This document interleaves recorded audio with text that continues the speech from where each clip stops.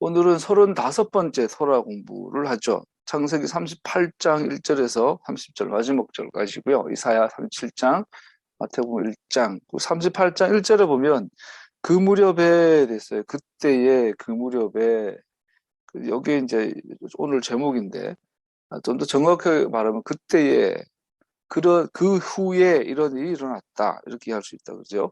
그때의 일이 그 일이 일어났다 그 후에 이런 뜻이라고 합니다. 그때에 그 일이 일어났다. 자, 그때가 언제인가? 우리 성경 뭐 해보면 요셉의 일대기로 기준으로 해서 보면 우리 요셉이 지난주에 형들한테 버림받고 누굽니까? 그 애굽으로 팔려간 나이가 17살이죠. 그리고 41장에 보면 요셉이 30살에 총리가 되거든요. 그 13년 동안 애굽에 살고 있던 때죠.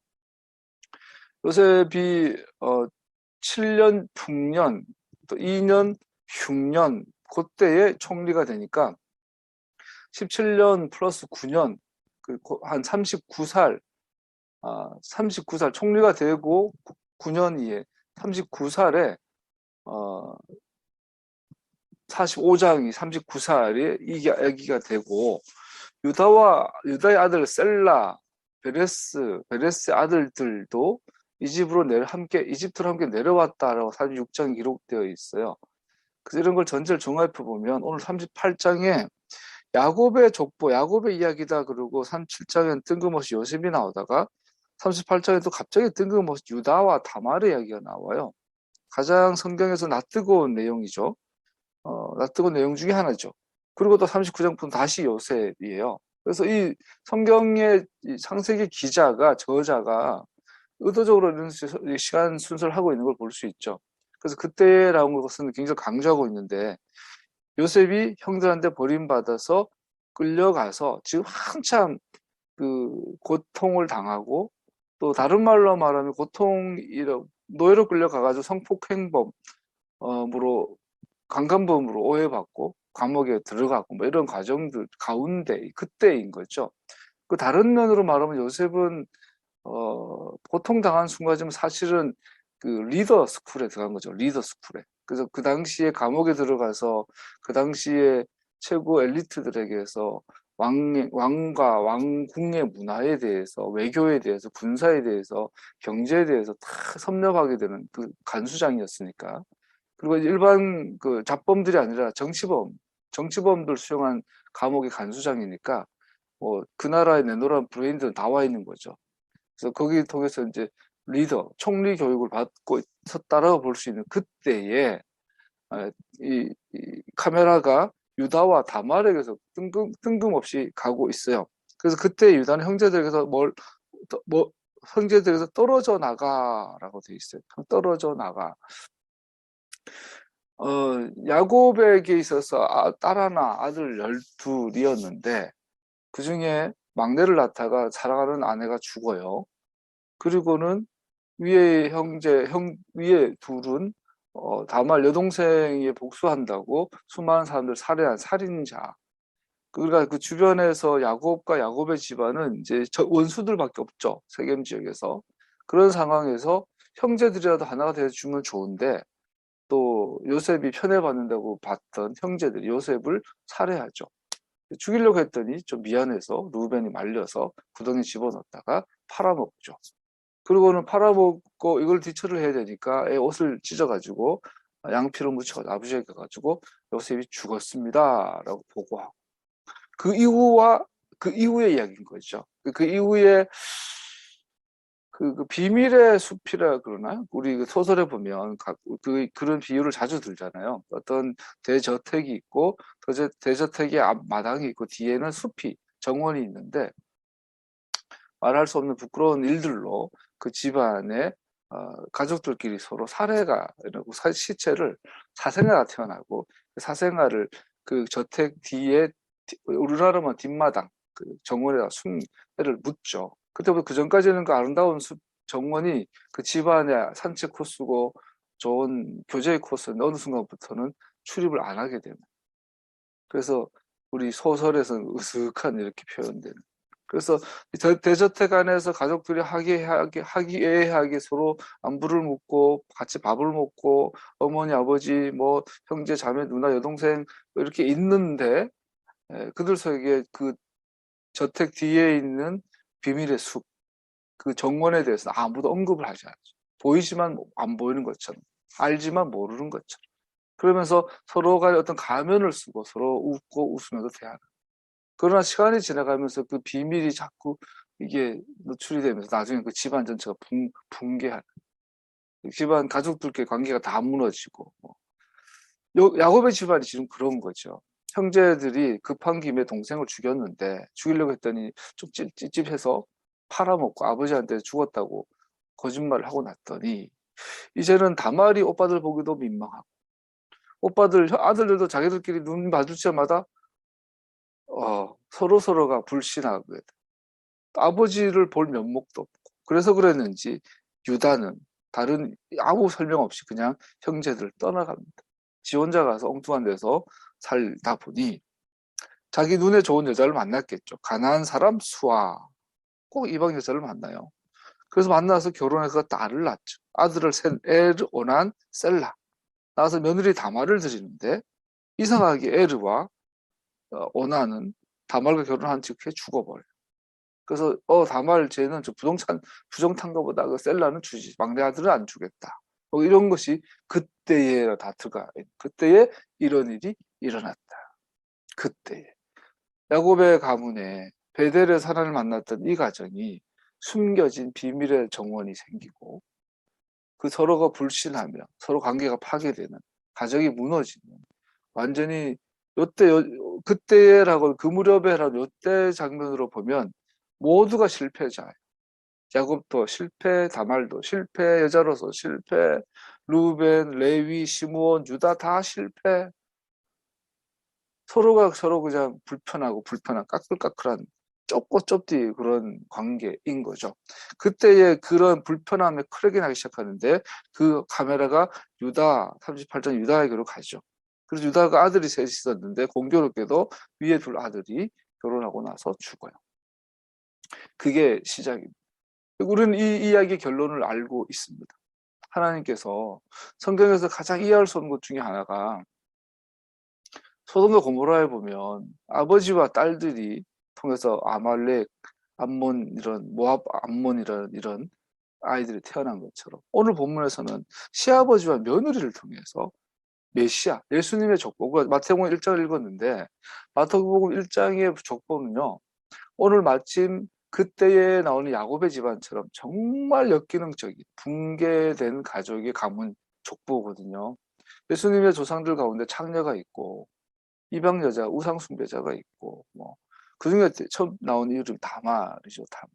다말은 시아버지랑 성관계를 해서 애를 낳는데 걔가 예수님의 할아버지.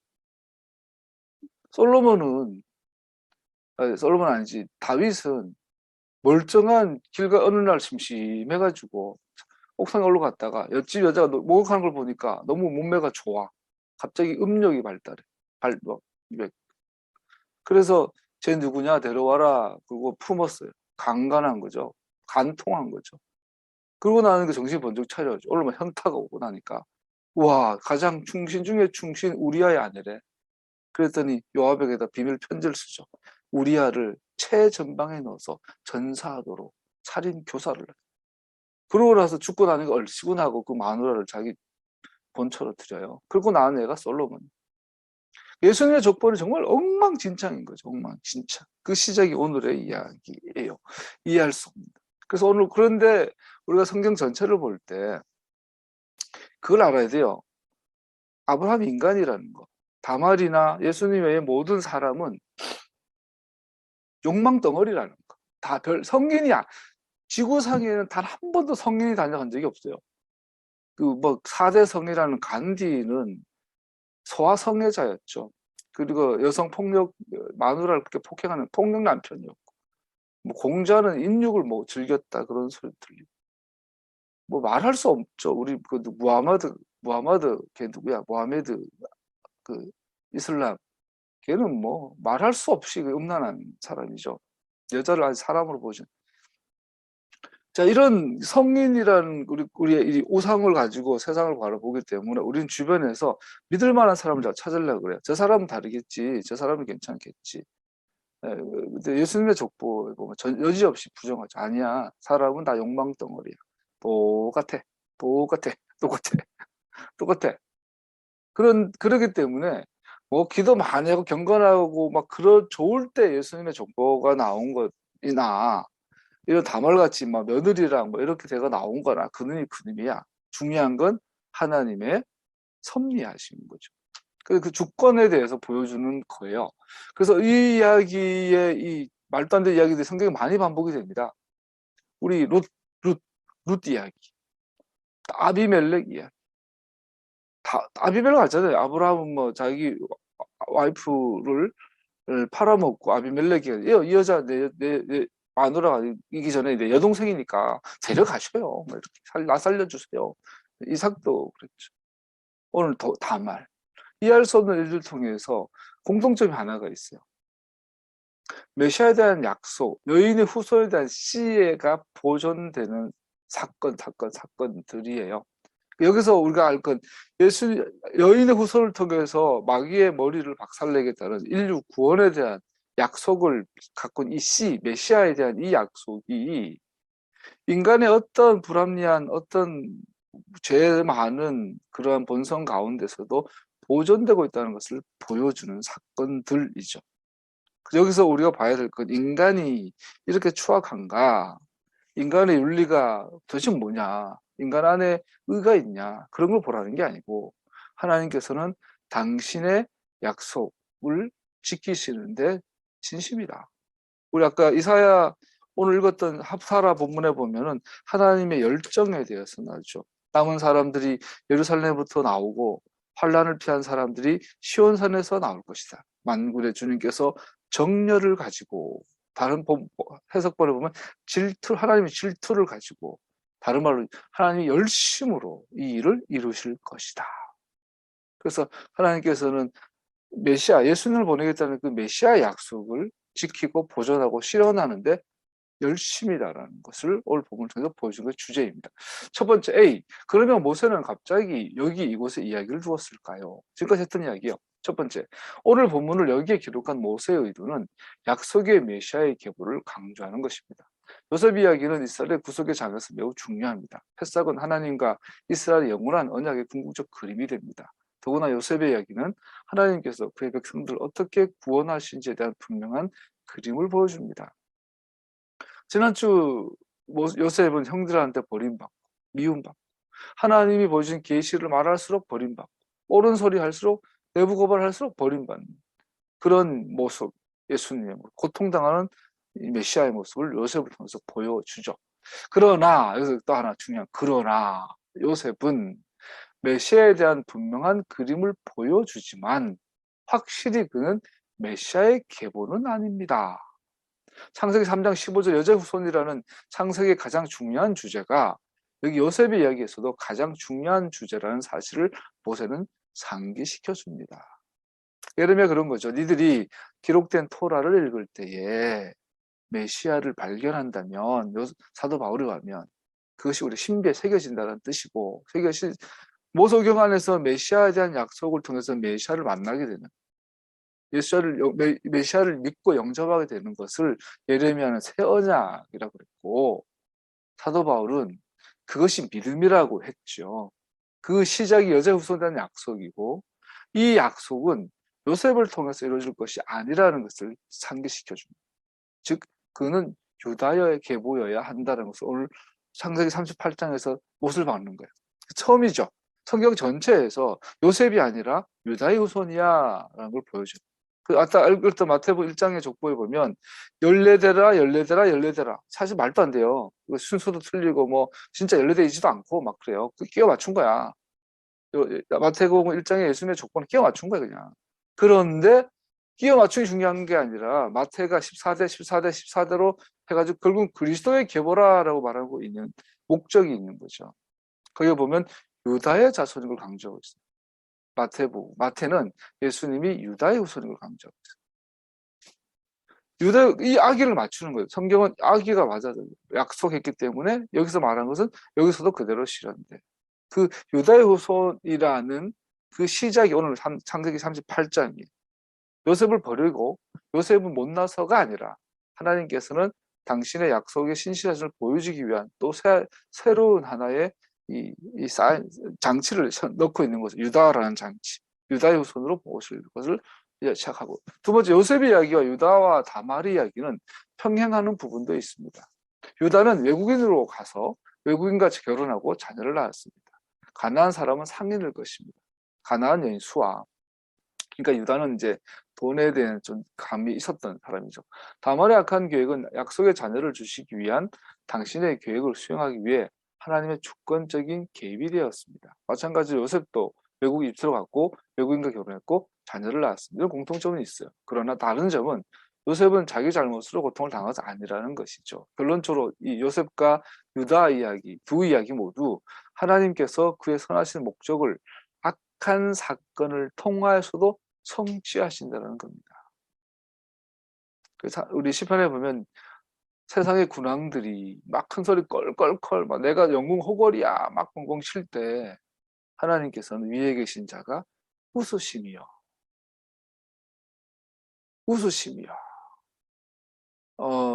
뭐 과거의 유방과 항우가 막 중원을 장악하고 알렉산더가 전 세계를 제패하고 징기스칸이 막 인류 역사상 가장 넓은 영토를 차지하고 막 이럴 때조차도 하나님께서는 위에 계신 자가 웃으심이요. 다른 말로 하면 뭐냐면 인간의 모든 역사는 하나님이 주관하신다. 하나님의 주인이시다라고 말씀하고 있습니다. 심지어 선한 일을 통해서도 악한 일을 통해서 선한 지도자를 통해서도 악한 지도자를 통해서 다른 말로 말하면 앞으로 인간의 세상이 아무리 악해지고 음란해져도 하나님은 당신의 뜻을 이루신다라는 것을 보여주죠. 그래서 유다와 다말이 말도 안 되는 죄를 범하는데 유다와 다말은 분명히 죄를 지은 거예요.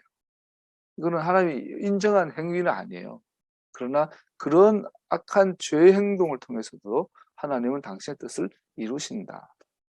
그러니까 문제는 하나님은 하나님의 뜻을 이루시기 때문에 우리는 악한 짓을 하면 쓰임은 받을 수 있는데 버림받아요. 이게 굉장히 무서운 이야기죠. 그래서 우리가 기도해가지고 하나님 막 환상을 보여주시고 막 꿈을 꾸게 하시고 기도했는데 응답을 해주시고 기도해가 응답받았다고 그게 하나님의 승리는 아니라는 거죠. 하나님의 천국 간다는 이야기 아니야. 기도해가 응답하고 예수님으로 병을 고치고 예수님으로 예언하고 예수님의 귀신을 내쫓고 막 기도했는데 예수님께서 응답해 주셔가지고 사업이 잘 되고 축복받아가지고 막 부자가 되고 공부도 잘하고 예수님 응답을 받아가지고 그렇게 복 받았는데 하나님 나라에 못 들어가는 경우도 많다라는 거죠.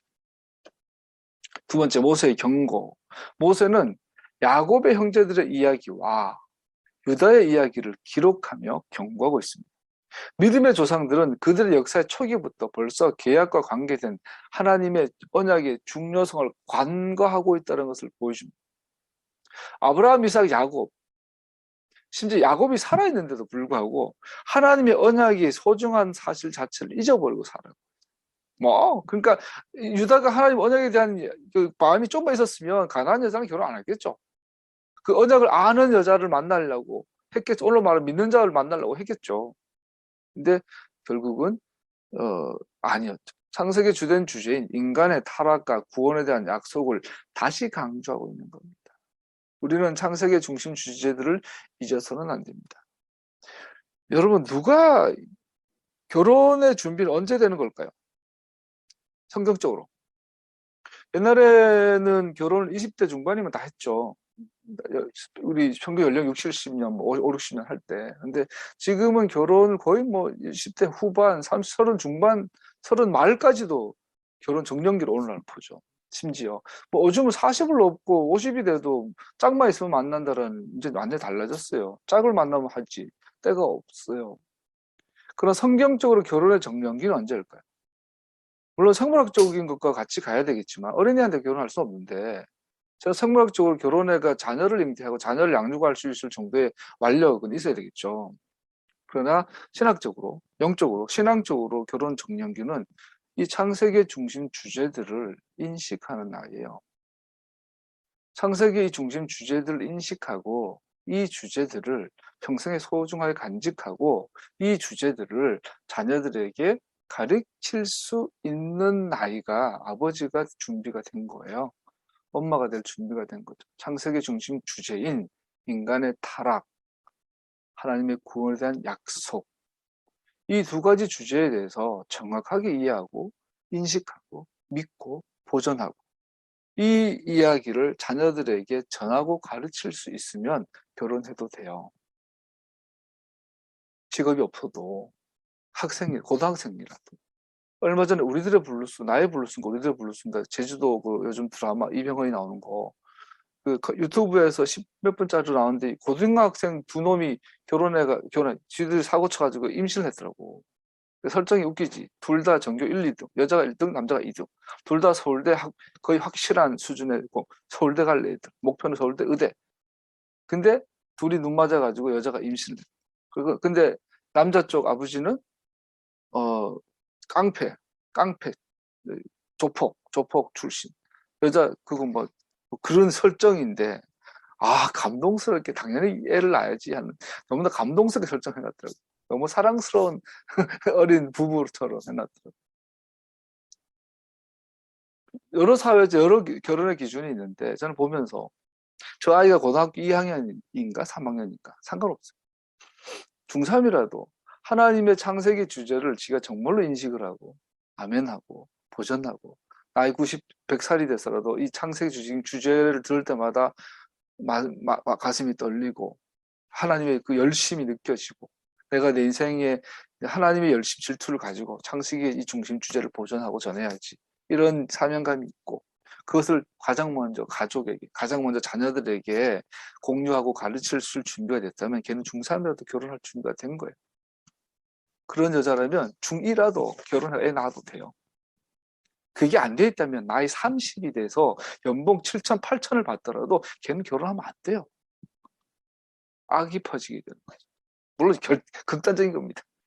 그래서 우리는 굉장히 중요한 우리는 창세기 중심 주제들을 잊어서는 안 됩니다. 유다는 이런 준비가 안 된 상태에서 결혼해가 애를 셋이나 낳아버린 거예요. 그래서 상징적으로 애 둘이 죽죠. 며느리를 통해서 애를 낳죠. 지구상의 가장 부끄러운 시아버지가 되어버렸죠. 첫 번째, 모세는 다말 사건을 통해 이것을 강조합니다. 다말은 분명한 악한 행동들을 했습니다. 그의 행동은 분명 잘못된 것이었습니다. 이거는 뭐 의심의 여지가 없어요. 다말은 분명히 죄지은 거예요. 그러나 그녀는 유다 가문의 중요함을 알았습니다. 뜬금없는 인물들이 많이 나와요. 갑자기 아비멜렉이 아브라함의 부부를 지켜주고 이런 이야기들이 막 나와요. 그래서 뜬금없이 이방 여자 다말이 와가지고 메시아닉 언약을 계약을 보존해 줍니다. 사라처럼 한나처럼 룻처럼 애굽의 산파들처럼 그녀는 이스라엘이 약속의 아들이 생존함으로 유지된다는 것을 알았습니다. 그래서 그녀는 유다보다 더 의로웠습니다. 메시아에 대한 약속은 아브라함의 직계 혈통인 유다를 통해서가 아니라 하나님의 약속을 아는 이방인 여인을 통해서 보존되었죠. 우리가 그래서 아들 축복할 때는 에브라임처럼 문하세처럼, 그럼 딸을 축복할 때는 가장 먼저 사라처럼, 리브가처럼, 레아와 라헬처럼, 사라처럼 리브가처럼 뭐 여러 가지 축복의 내용 중에 가장 첫 번째 내용이 사라는 다말처럼 유다가 메시아닉적 여인의 후손을 보내고 구원의 씨를 보내겠다는 메시아에 대한 약속의 중요함을 알도록 내 딸이 그렇게 성숙하기를 축복하는 것이 딸을 축복하는 것. 유다의 동기는 이기적이었고 그녀는 복합적이었습니다. 그 어머니가 될 준비가 된 거죠. 유다처럼 우리도 생활의 분주함 속에서 약속의 메시아께서 우리의 삶의 중심인 것을 잊어버릴 수 있음을 경고하고 있습니다. 모세는 하나님께서 그 약속을 세대에서 다음 세대로 어떻게 보존하셨는지를 강조하고 굉장히 중요한 거죠. 우리도 또한 다음 세대가 하나님을 신뢰하는 믿음과 우리의 세상에서 하나님의 이름이 거룩히 여김 받는 것에 대한 행복한 사명감을 갖도록 하나님의 자비와 능력을 구해야만 한다고 강조하고 있습니다. 지금 빨간 글씨로 된 이것을 할 준비가 되어 있다면 얘는 고등학교 1학년이라도 결혼시켜도 돼요. 그러나 준비가 안 됐다면 준비해야 되죠. 다음 세대, 다음 세대, 다음 세대 하나님이 거룩한 주권적인 역사에 대해서 전할 수 있다면 그는 사람이죠. 유다와 다말의 두 아들, 큰 자가 작은 자를 섬기리라는 것을 생각나게 합니다. 여기 이제 유다는 여기서 다말이 이제 여러분 유다가 마누라가 죽어가지고 장례도 아직 안 끝났는데 벌써 여자 생각이 나. 그래서 지나가다 보니 창녀가 있네. 며느리인지도 모르고 야, 내가 너 너 창녀해라. 그러니까 다말이 여기서 그러면 뭘 줄려 화대로 뭘 주실렵니까? 양 한 마리 줄게.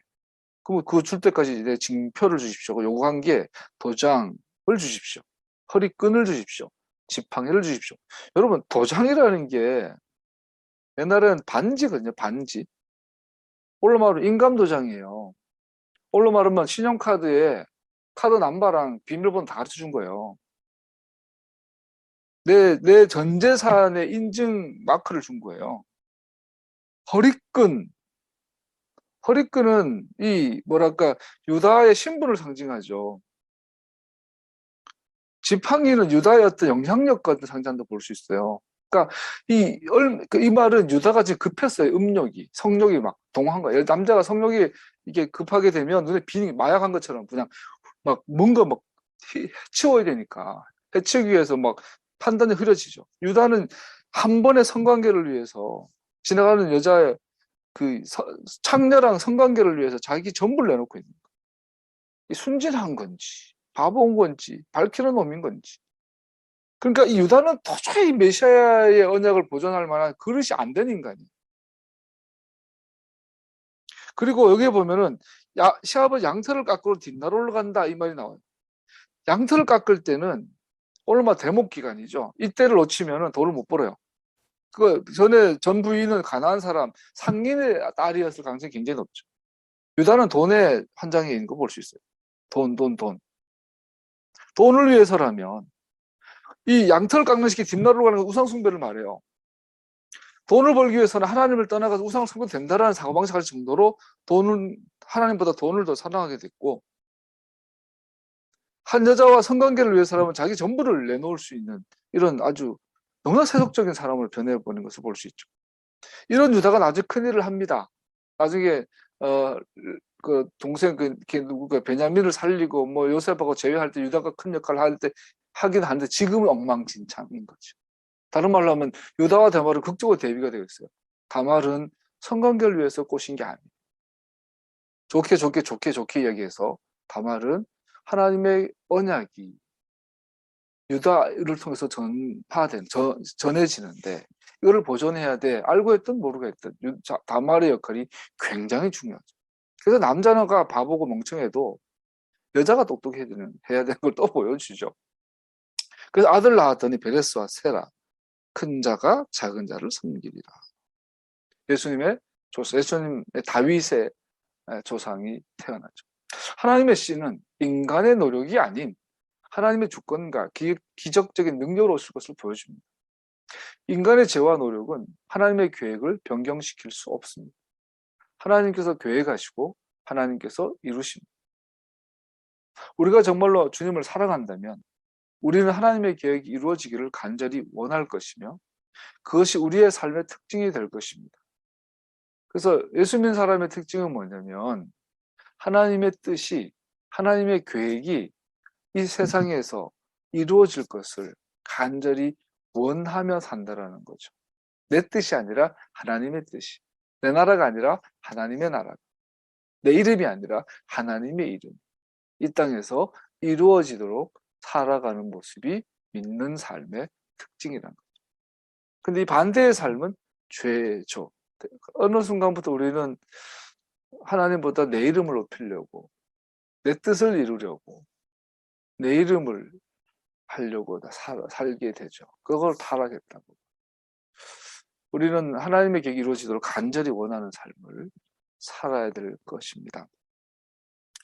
C. 다말과 유다의 행동이 전체적으로는 하나님의 뜻을 이루는 것이었지만 결과적으로 그들의 개인적 일탈에는 그들 개인적인 책임이 뒤따랐습니다.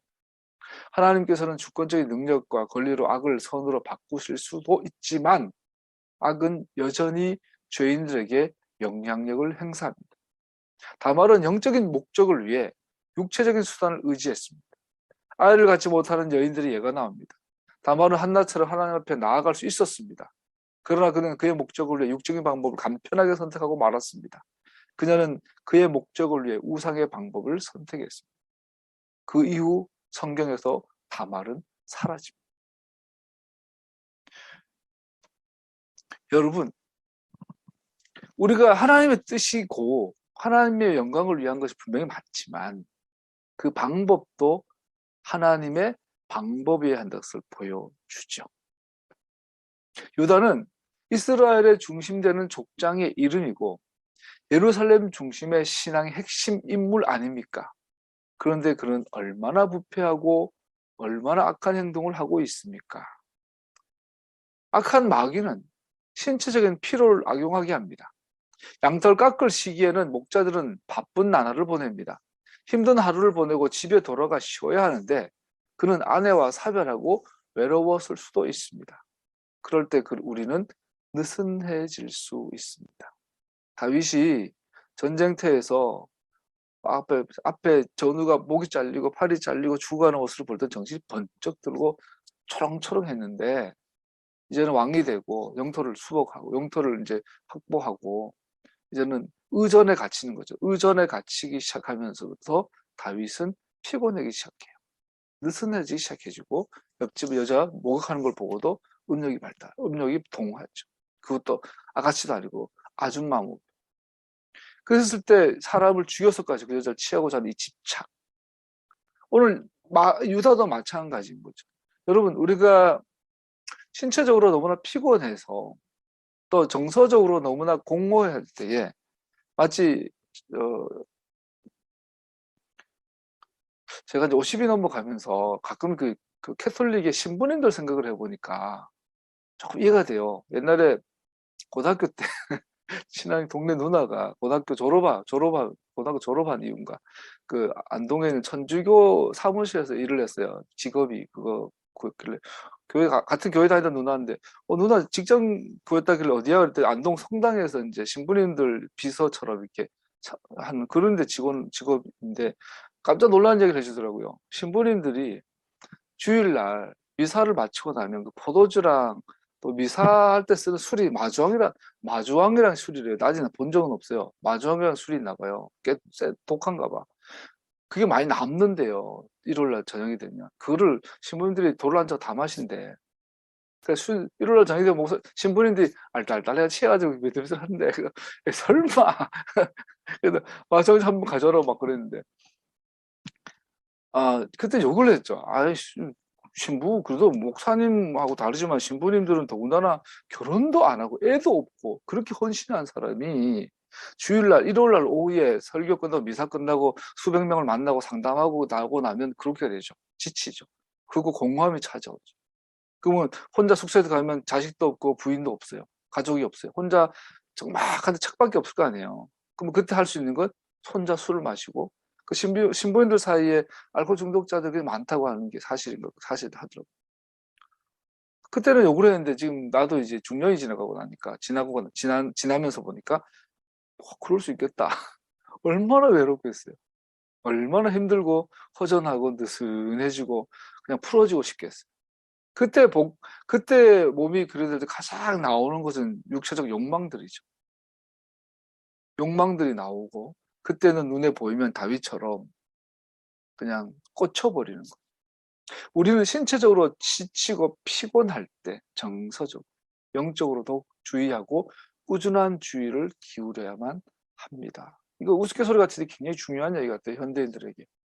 그래서 무대 연극 배우들이 탤런트들이 연예인들이 그렇게 술이나 성적인 부분이나 마약에 중독 많이 하는 경우가 이런 걸 하죠. 무대 끝나고 나면 그 허전한 가운데 뒤풀이 하다가 사고 치고, 뒤풀이 하다가 밤새 하다가 뭐 마약도 하고, 막 그래야 되는 걸 많이 보게 되죠. 우리에게 분명 이런 시간들이 있어요. 피곤할 때, 나른할 때, 정서적으로 고갈이 왔을 때, 내 마음속에 알 수 없는 공허함이 밀려올 때, 그때 우리는 조심하고 또 조심해요. 그래서 우리는 그 공허한 거를 채우는 것을, 요즘은 조금 나은 부분이 뭐냐면, 그때 대부분 널브러져가지고 스마트폰 하고 있죠. 유튜브가 뭐 멍하게 쳐다보고 있으면서 시간을 잘 보내요, 요즘은. 옛날엔 그 스마트폰 없었고 이럴 때는 사람들이 그런 걸 뭐 채웠죠. 옆으로 빠져보려면, 오늘 오면서 과학 강의가 치매, 알츠하이머 얘기를 하는데, 미국하고 한국하고 비율상으로 청소년 10대, 20대 아이들이 알츠하이머가 지금 급증하고 있대요. 똑같은 비율로. 근데 그 원인이 스마트폰이래요. 스마트폰을 화장실에서 자기 전에 누워서 이렇게 많이 하는데 급속도로 내가 단순화되면서 알츠하이머 초기가 온대요. 그 치매와 알츠하이머는 다른데, 알츠하이머는 보통인들도 많이 걸려있대. 난 내가 알츠하이머에 걸린 것 같아. 알츠하이머는 한 20년이 지나야 발병이 된대요. 걸려온 상태지만. 체크를 안 하면 모른다 그러죠. 본인이 알츠하이머 병에 걸려서 기억력이 감퇴되고 인지가 저하되고 있는데도 모르고 살다가 그 사이에 병 걸려서 늙어서 죽는 사람이 태반이래요.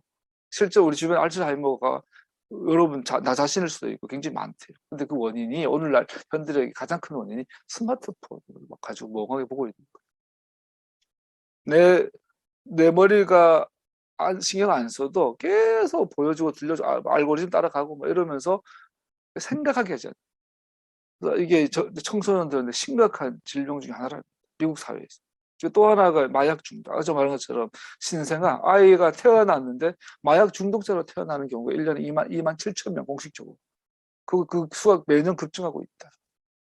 마약 중독하는, 근데 옛날에는 범죄자들이 마약 중독을 아까처럼 그 공허함 마약하고 이랬는데, 요즘은 제약회사에서 진통제로 풀어버렸기 때문에 미국의 일반인들의 정상적인 생활을 하는 일반인들도 마약 중독자 그렇게 많다고 하죠.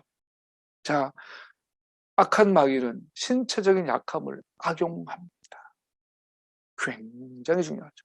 학생들이 막 죽으라고 중간고사 끝나고 나면 그날 밤에 그냥 펑 터져가지고 막 나가서 뭔가 일탈하고 싶잖아. 막 친구들하고 올려가면 뭔가 하고 싶잖아. 그때 마귀는 우리를 악한 길로 인도합니다. 지금 유다가 그랬던 것처럼. 다말은 당대 우상 신전 창녀들처럼 옷을 입었습니다. 모든 가나안인들에게 가나안 신전에서 특별히 양털을 깎을 시기에는 풍년을 기리는 신전 제사를 드리는 것을 의무적이었습니다. 그러한 풍년제는 더 많은 수확과 풍성한 가축들을 갖게 한다고 믿었습니다. 어쩌면 유다는 이 제사에 참여함으로 더 많은 수확이 있을 것을 기대했는지도 모릅니다. 그런 의식을 통해 불운을 떨쳐버리고 할 수도 있습니다. 유다의 마음의 동기를 우리는 정확히 알 수는 없지만 분명한 것은 동서고금을 막론하고 혼합주의는 잘못된 겁니다. 유다는 아버지를 통하여 하나님을 믿는 믿음이 있었을 거예요. 천하의 이삭, 천하의 야곱의 아들이잖아요.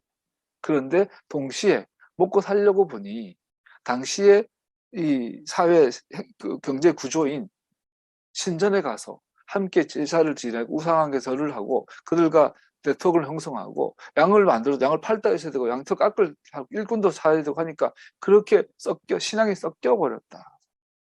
동서고금을 막론하고 이것은 심각한 죄가 되죠. 히브리서 11장 믿음의 전당에 보면 아브라함, 이삭, 야곱, 요셉의 이름은 나오는데 유다의 이름은 빠져 있습니다. 다말의 이름이 성경에서 사라진 것처럼 유다의 이름은 히브리서 11장 믿음의 전당에서 빠져 있습니다.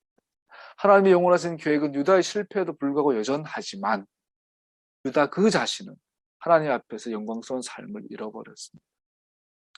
유다는 자신이 메시아의 조상이 될 것이라고 어떻게 상상이나 했겠습니까? 그러므로 우리는 잊지 말아야 합니다. 하나님께서는 우리를 향한 계획을 갖고 계십니다. 우리는 그것을 다 알 수가 없습니다. 우리 역시 그의 영원하신 영광의 계획에 합하여 살아야 합니다.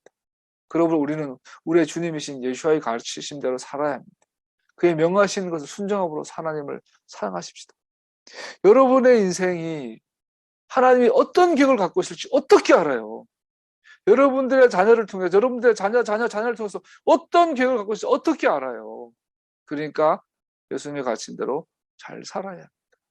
유다는 성경이 읽혀지는 곳마다 예수님의 조상이라는 영광과 함께 그는 믿음의 전당에서 빠져있다는, 뭔가 문제 있는 하자 있는 인물이라는 평가를 받고 있는 거죠. 유다의 자손 예수 그리스도 할 때마다 유다는 뜨끔뜨끔한 거예요. 내가 아우 창피, 아우 쪽팔려, 아우 도망가고 싶어, 이불킥 막 하는 거. 우리 교회가 메시아닉 교회로 전환하고 몇 년이 지났는데 가장 힘든 부분이 이거예요. 과연 이게 의미가 있나? 이게 주님의 인도하심 맞나? 이렇게 한다고 뭐 세상이 바뀌나? 죽을 때까지 이러다 죽을 것 같은 그 두려움, 아무 가치가 없고 어쩌면 잘못 가고 있을지도 모른다는 이 무서움. 그럴 때 우리는 이렇게 스스로를 다져봅시다. 하나님께서 우리를 향한 계획을 갖고 계십니다. 우리는 그것을 다 알 수가 없습니다. 우리 역시 그의 영원하신 영광의 계획이 합하여 살아야 합니다. 내가 원하지 않는 사람을 만나고, 내가 원하지 않는 일을 하게 되고, 내가 원하지 않는 곳에 가 있어야 되고, 그렇지 않다라는 것. 순응하고 합리화시키자는 건 아닌데 하나님은 우리를 향한 계획을 갖고 계십니다. 하나님은 여러분들 향한 계획을 지금도 갖고 계십니다. 오직 하나님만은 우리 일상의 평범한 하루하루 행동 하나하나가 그의 영원한 길에 어떤 의미가 있는지를 알고 계십니다. 나를 향한 하나님의 계획은 내가 알고 있는 것보다 더 위대합니다. 여러분, 오늘부터 매일 자기 전에 혹은 아침에 일어나서 우리 아침에 새벽 예배 드리고 나면 꼭 이 고백을 합시다. 거울 쳐다보면서 나를 향한 하나님의 계획은 내가 알고 있는 것보다 더 위대하다. 점점점. 내가 하는 장애인 일터에서 제가 운전을 할 때 1톤 복사, 1톤 탑차에는 이 후방 카메라, 뭐죠? 거울이 안 보이잖아요. 가려져 탑이 짐차가 있으니까. 그래서 어느 순간에 제가 이렇게 했어요. 그 거울을 꺾어가지고 내 얼굴을 보이게 만들었어요. 그래서 그 탑차를 운전할 때마다 내 얼굴이 보여요. 이래 보면. 뒤를 보려고. 처음엔 좀 민망한데, 일부러 요즘은 내 얼굴을 자꾸 봐요. 늙어가는 내 모습. 얼굴이 굳어가고 있고, 늙어가고 있고, 내가 내 얼굴을 볼 때마다 느껴지는 그 묘한 감정들이 있잖아요. 야, 나는 진짜 평생에 안 늙을 줄 알았는데, 평생에 아저씨가 안 될 줄 알았는데, 내가 날 볼 때마다 어디 낯선 아저씨 감정이 있고, 이제는 이렇게 합시다. 나를 향한 하나님의 계획은 내가 아는 것보다 더 위대하다. 거울 보면서. 우리는 토라를 읽는 그대로 배워야 합니다. 오직 성령으로만 그 풍성함을 배우고 하나님을 향한 우리의 사랑을 나타낼 수 있습니다. 갈라디아서 6장, 자기를 속이지 마십시오. 하나님은 조롱을 받으실 분이 아니십니다. 사람은 무엇을 심든지 심은 대로 거둘 것입니다. 자기 육체에다 심은 사람은 육체에다 썩을 것을 거두고 성령에다 심은 사람은 성령에게서 영생을 거둘 것입니다. 선한 일을 하다가 낙심하지 맙시다. 지쳐서 넘어지지 아니하면 때가 이를 때에 거두게 될 것입니다. 그러므로 기회가 있는 동안에 모든 사람에게 선한 일을 합시다. 특히 믿음의 식구들에게는 더욱 그렇게 합시다. 육체에다 심는 사람은 썩을 것을 거둘 거고 성령에다 심는 사람은 성령에게서 영생을 거둘 것입니다. 오늘 저녁이 되면 오순절 샤봇이 시작됩니다. 육체의 욕망대로 살면 우리는 그러한 것을, 썩을 것을 거두게 될 것이고 성령의 욕망대로 살면 영원한 것을 거두게 될 것입니다. 씨 뿌리는 의로운 행위는 결국 열매 맺게 될 것입니다. 그래서 계명이 우리에게 매우 중요하고 가치가 있습니다. 이사야 37장 우리가 읽었습니다. 유다에게는 남은 자들이 있습니다. 그 남은 자들을 예수님 하나님께서 반드시 기억하시고 예루살렘으로 다시 회복하신다는 약속이 있죠.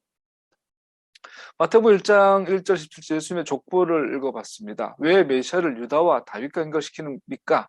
왜 마태는 누가는 메시아의 족보를 그렇게 강조하고 있습니까?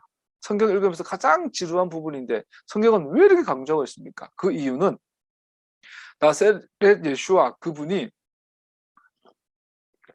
처음에 하와에게 약속하신 그 언약의 성취이시며 이스라엘의 역사 가운데 선지자들을 통해 신실하게 예언하신 바로 그분이심을 우리로 알게 하기 위해서입니다.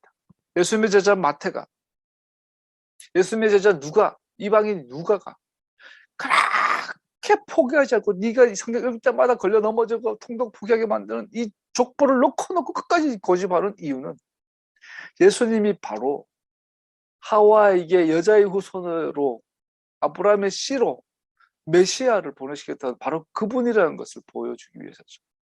우리가 사는 세상에 내재하신 하나님의 섭리는 메시아의 출현에 집중하고 있다는 사실입니다. 우리가 한 걸음 물러나 지구의 모든 역사를 살펴본다면 모든 사건들은 그에게 초점을 맞추고 있는 것을 발견하게 됩니다. 우리가 알아야 돼요. 앞으로 인간이 어떻게 왔든 어떻게 살고 있든 어떻게 가든 예수님의 출현, 메시아의 출현에 인간의 역사는 집중되어 있다는 사실이죠. 이것은 바울이 고린도 15장 이렇게 말합니다. 한 사람으로 말미암아 죽음이 들어왔으니 또한 한 사람으로 말미암아 죽은 사람의 부활도 옵니다. 아담 안에서 모든 사람이 죽은 것과 같이 그리스도 안에서 모든 사람이 살아나게 될 것입니다. 그러나 각각 차례대로 그렇게 될 것입니다. 첫째는 첫 열매이신 그리스도요. 그 다음은 그리스도께서 재림하실 때에 그리스도께 속한 사람들입니다. 그때가 마지막입니다. 그때 그리스도께서 모든 통치와 모든 권위와 모든 권력을 폐하시고 그 나라를 하나님 아버지께 넘겨드리실 것입니다. 하나님께서 모든 원수를 그리스도 발 아래 두실 때까지 그리스도께서 다스리셔야 합니다. 맨 마지막으로 멸망받을 원수는 죽음입니다. 성경에 이르기를, 탄악에 이르기를 하나님께서 모든 것을 그의 발 아래 굴복시키셨다 하였습니다. 모든 것을 굴복시켰다고 말할 때에는 모든 것을 그에게 굴복시키신 분은 그 가운데 들어있지 않는 것이 명백합니다. 그러나 모든 것이 하나님께 굴복당할 그때에는 아들까지도 모든 것을 자기에게 굴복시키신 분에게 굴복하실 것입니다. 그래서 하나님은 만유의 주님이 되실 것입니다. 아멘. 우크라이나 전쟁을 보고 중국과 미국이 으르렁거린 걸 보고 우리나라 정치인들이 비겁하고 얍삽한 모습을 보고 일본의 극우주의자들의 저 얍삽하고 비겁하고 치사한 것을 보고 세상이 정말 살만한 세상인가 회의가 많이 들지만 성경은 분명히 말하기를 주님께서 다시 오신다. 다시 오셔서 세상의 모든 권세를 굴복시키시고 당신이 친히 만유의 주제가 되실 것을 선언하셨습니다. 우리는 그 희망을 걷고 있고 여러분과 제가 살아온 이 하루하루 일상, 우리 하루의 일상들은 무언가 의미가 있다. 우리가 생각하는 것보다 더 큰 가치가 있다라고 말씀하고 계십니다. 이런 믿음 가운데서 승리하시기를